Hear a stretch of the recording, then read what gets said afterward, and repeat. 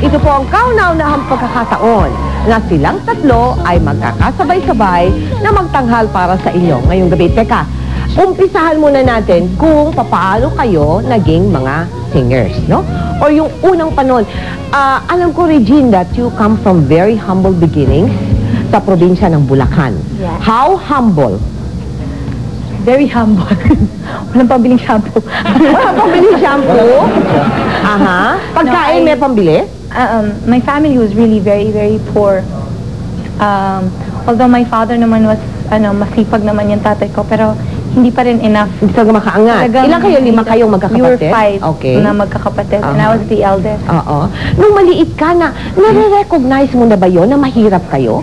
Actually, at first, hindi mo naman malalaman eh. Okay. Until makikita mo yung mga ibang kids na sila nakakabiling bagong laruan. Alright. And ikaw, pagka nag-ask ka sa mama mo or sa papa mo na, pwede akong bumiling laruan. Sasabihin, hindi tayo pwedeng bumiling laruan kasi wala tayong pera. Yung mga ganyan. Then you recognize, you realize that you're not the same. No, that, And did you feel bad about it when you were young? O okay lang sa'yo eh? I didn't feel bad. I didn't feel bad because what is there to feel bad about? We were alive, we were eating 3 times a day naman. Although, yung ulam nga lang medyo panis. Makaw panis? Hindi panis. Sa context, sakto na. Tuyo. Alright, okay. Mga ganyan. Pero, we were happy. I was happy. I had a normal childhood. Pareho pa din. Is this one of the factors that gave you the ambition, to be really, a good and top singer of the Philippines? Isa ba yan sa mga factors? Yeah, actually, isa sa mga reasons ko bakit ako pumasok sa business was to really help my family. And I wanted gusto ko mapagtapos yung mga kapatid ko sa pag-aaral. Ganun lang kasimple yung dream mo noon. Yeah, at first. But of course, I really love to sing. And I really wanted to become a Sila galing ng probinsya, Pats. Gusto ko tanong kay Shasha, paano nangyari ng tatay niya, referee ng boxing, napunta sa pagkanta? Wala yun. Mga Padillas nga nagugulat. Nagulat sila kasi kilala mga Padillas sa pagiging artista. Ako yata, siguro kauna-una sumunod yung pinsang kong si Gino na kumanta. Sabi nila sa paternal grandmother ko nang galing yung genes na yun dahil magaling siya kumanta. Talagang pinangarap mo maging singer? Hindi, actually, mahilig talaga akong kumanta. Ang storya ko naman, pag nag-iinuman sila, nagigitara, ang tawag sa akin ng Sasa. Nobody can pronounce my name, John. Sasa, dito, kanta ka. Ako naman, parang jukebox, kanta ako ng kanta. So, nag-umpisa parang jukebox ka ng pamilya? Oo, ganun. So, it was something I enjoyed. There was always a melody in my head for as long as I could remember. But it was never an ambition. What was your ambition then? Hindi ko actually, I was gusto ko medicine, ganun. Doktor? Oo. Doctor. But kayo ba humble beginnings din? Katulad dito? Yan. Naalala ko sinasabi ni Regine. Kami naman replay ang ulam. Replay? Oo, kunyari ko, ano yung lunch mo sinigang hanggang gabi, sinigang pa rin. Repeat na repeat? Oo, repeat na repeat.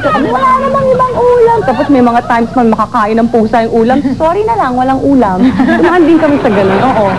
And everybody, I never denied this eh. Kasi sasabihin sa akin, Shasha, ikaw ba yung maliit ka, naglalaro ka daw sa kanal sa San Juan? Mga ganung stories. Sabi ko, yes, it was me because I was such a tomboy. You'd see me everywhere. Yeah, you wouldn't believe it. I'd climb trees, tsaka sa mga sa bahay namin. Ang favorite hangout ko nun, bubong, puno, ganyan. Ito yun. Kaya ka siguro nakascoliosis. Hindi. Mana-mana yun. Okay, ito nakakatawa kasi si Elizabeth Ramsey was already Elizabeth Ramsey nung lumipat siya sa Amerika. Diba? Di ba ako nagsisimula sa radyo, Elizabeth Ramsey? Kaya hindi ko maintindihan pag sinasabi ni Jaya na nung nasa Amerika sila, hirap din daw sila ng mama niya. Hindi, sa totoo lang, hirap na kami dito pa lang. Kasi kahit may pangalan si mama, yung budget niya talaga, hindi budget pang Elizabeth Ramsey. Wala siyang alam sa business. Kaya yung kinikita niya, kasi Tama-tama lang. ganito yun eh, 20 tao kami sa 2-bedroom apartment sa Speaker Perez. Ako lang yung bata. Mga kapatid ko, 3 yun sila, lahat American citizens kasi yung father nila American, nasa States na noon, Bakit yung father mo hindi Amerikano? Pinoy. Anoy, Pinoy. Kaya diretso buhok ko ng konti. Teka, sandali. 20 kayo sa isang apartment. Mga dancers yun, mga dancers niya. Akala ko 20 anak ni Acrobat Elizabeth. group, contortionist, lahat nandun na Nasama-sama na roon. Doon ho sila pati aso. Ako naman, ang ang advantage nun, I learned all the dance routines. I learned all her repertoire.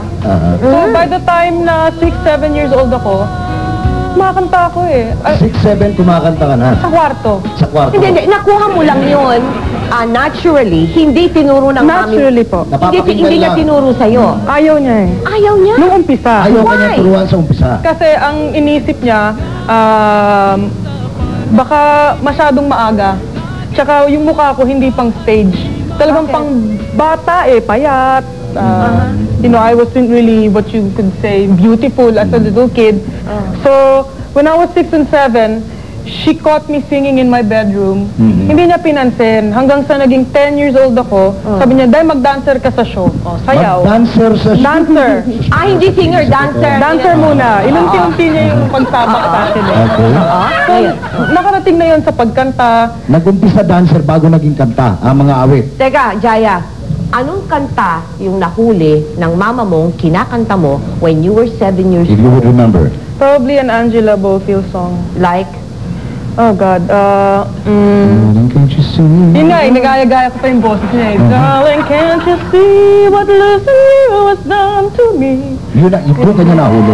Now, Jaja, what song do you remember na paborito mo nung maliit ka? Ikaw ay kumakanta ka sa Idol ko nun of si the si Karen Carpenter. Like? Top of the World.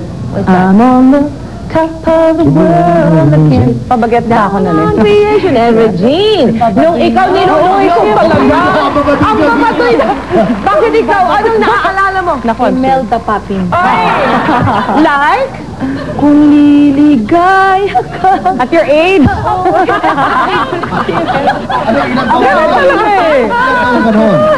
Painis. So, do you believe these three ladies, ha? Naniniwala ba kayo dyan sa pinanggalingan nila at sa narating nila ngayon? Kung makikita mo Naku, sila, Yan po ay ating kakalkalin pa sa pagpapatuloy.